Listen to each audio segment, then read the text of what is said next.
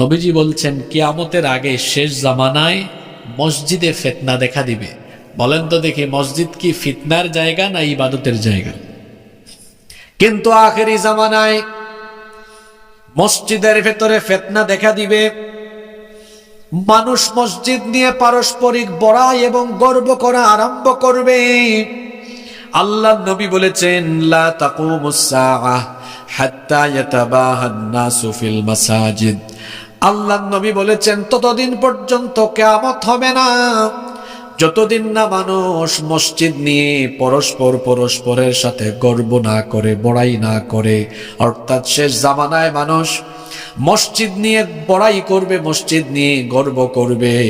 তাকিয়ে দেখুন আমার সমাজের দিকে, এক এলাকার মানুষ আজকে আরেক এলাকার মানুষের সাথে মসজিদ নিয়ে বড়াই করে। কেউ যদি মসজিদ নির্মাণ করে 1 কোটি টাকায়, তো আরেক গ্রুপ মসজিদ বানায় বলে আমরা 2 কোটি টাকা দিয়ে মসজিদ বানিয়েছি।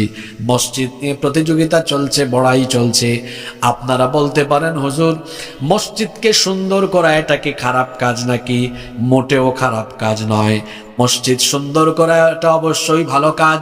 কিন্তু আল্লাহর নবী বলেছেন, ইয়াতি আলান নাসি জামান, খুব শীঘ্রই মানুষের উপরে এমন এক জামানার অবতারণা ঘটবে, লা ইয়াবকা মিনাল ইসলামি ইল্লা ইসমুহু, ইসলাম শুধু নামে থাকবে, ইসলামের কোনো বৈশিষ্ট্য, ইসলামের কোনো আমল সমাজে থাকবে না।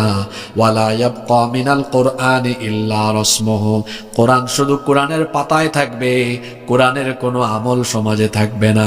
মাসাজিদুহুম আমিরাহ, মসজিদগুলো চাকচিক্যময় হয়ে যাবে। মসজিদগুলো দেখলে বড় চাকচিক্যময় আর সুন্দর দেখাবে। ওয়াহিয়া খারাবুম মিনাল হুদা, কিন্তু প্রকৃত অর্থে মসজিদগুলো হেদায়াত শূন্য হয়ে যাবে। আজকে আমাদের মসজিদগুলো সুন্দর হয়েছে, কিন্তু ব্যবস্থাপনা থেকে নিয়ে শুরু করে মসজিদের ভেতরের সবকিছু আজকে অসুন্দর হয়ে গিয়েছে। কেমনে অসুন্দর হয়ে গিয়েছে শোনেন। আল্লাহ নবী বলেছেন, ইন্না মিন আলামাতিস সাআহ, নিশ্চয়ই কিয়ামতের একটা আলামত হলো উলুউন আহলুল ফিসকি ফিল মাসাজিদ, মসজিদগুলোর ভেতরে পাপাচারীদের, ফাসিকদের গলার আওয়াজ বড় হয়ে যাবে।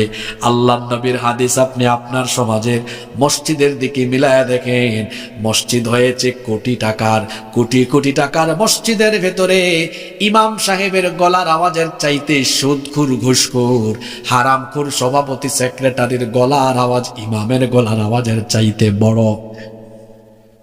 আমাদের মসজিদগুলো হয়েছে সুন্দর, বা কুতকুত কুতকুত কুতকুত বন্ধ করে দেন, ফ্রেশ আওয়াজ দেন। সাউন্ড কোয়ালিটি খুব সুবিধা না। একটু কয়েক মিনিট কথা বলবো, নাড়াচাড়া কইরেন না। মনোযোগ আছে তো আপনাদের? মসজিদ হবে সুন্দর, কিন্তু ব্যবস্থাপনা হবে অসুন্দর।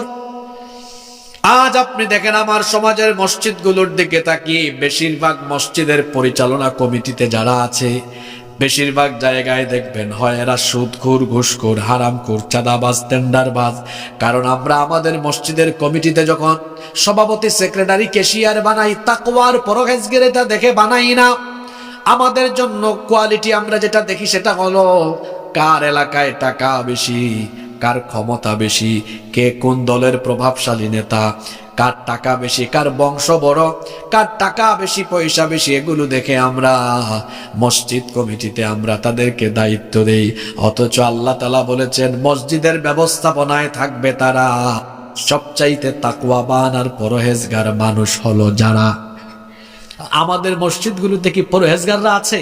নাই। ওখানে বেশিরভাগ জায়গায় দেখবেন চোর, বাটপার, ডাকাত, দুর্নীতিবাজ, টেন্ডারবাজ, হারামখোর। এরা মসজিদের কমিটিতে আছে বলে ওই মসজিদের মিম্বর থেকে হকের আওয়াজ উচ্চারিত হয় না।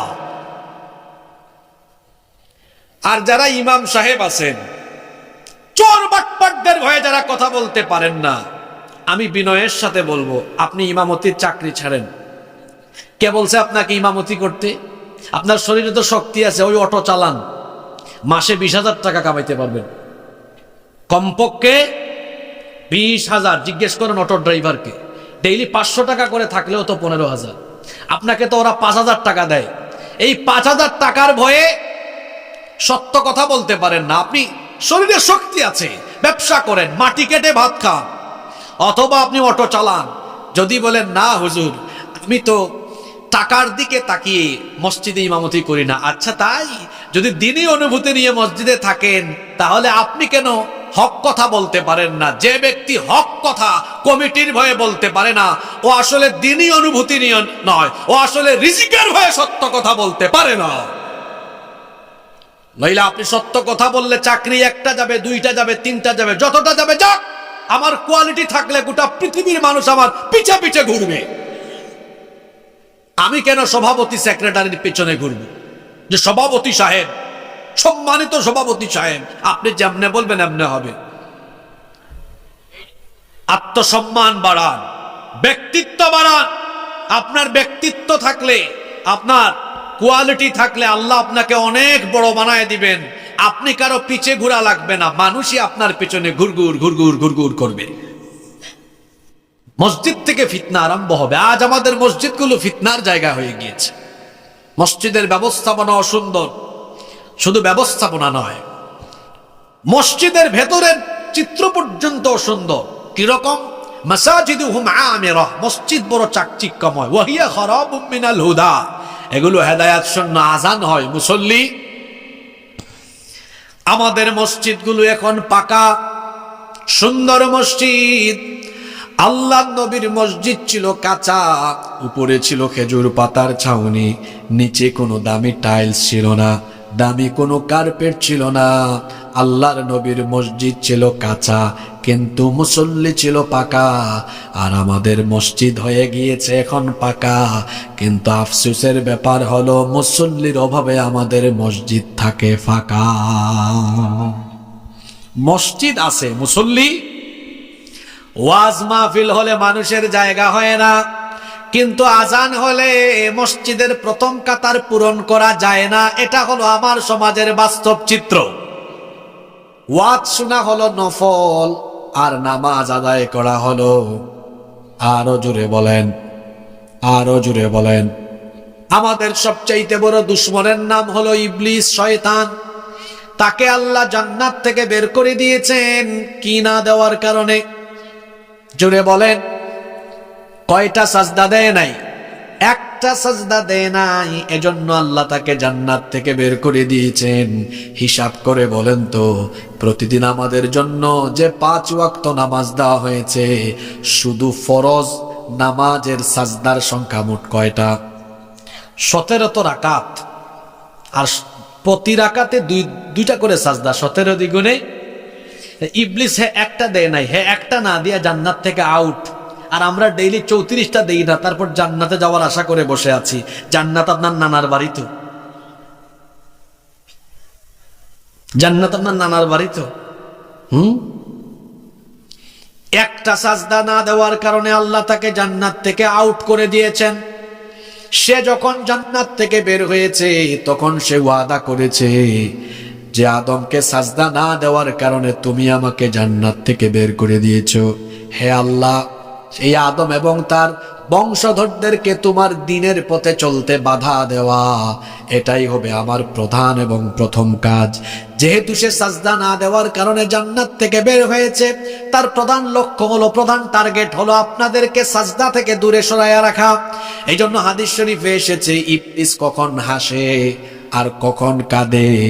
আল্লাহ নবী বলেছেন, যখন কোনো ব্যক্তি আল্লাহ তাআলাকে সাজদা দেয়, সাজদা দেওয়ার এই দৃশ্য ইবলিস যখন দেখে, ইয়াতাজালা শাইতানু ফায়াবকি ওয়া ইয়াকুল, এই ব্যক্তির সাজদা দেখে ইবলিস তার কাছ থেকে দূরে চলে যায়। ফায়াবকি, অতঃপর এই সাজদার দৃশ্য দেখে কাঁদে, কান্না করে। ওয়া ইয়াকুল, এবং বলতে থাকে, উমির ইবনু আদম বিসসুজুদ, আদম সন্তানকে সাজদা দেওয়ার আদেশ দেওয়া হয়েছে। ফাসাজাদা ফালাহুল জান্নাহ, অতঃপর সে আল্লাহকে সাজদা দিয়ে তার জন্য জান্নাত হাসিল করে ফেলেছে।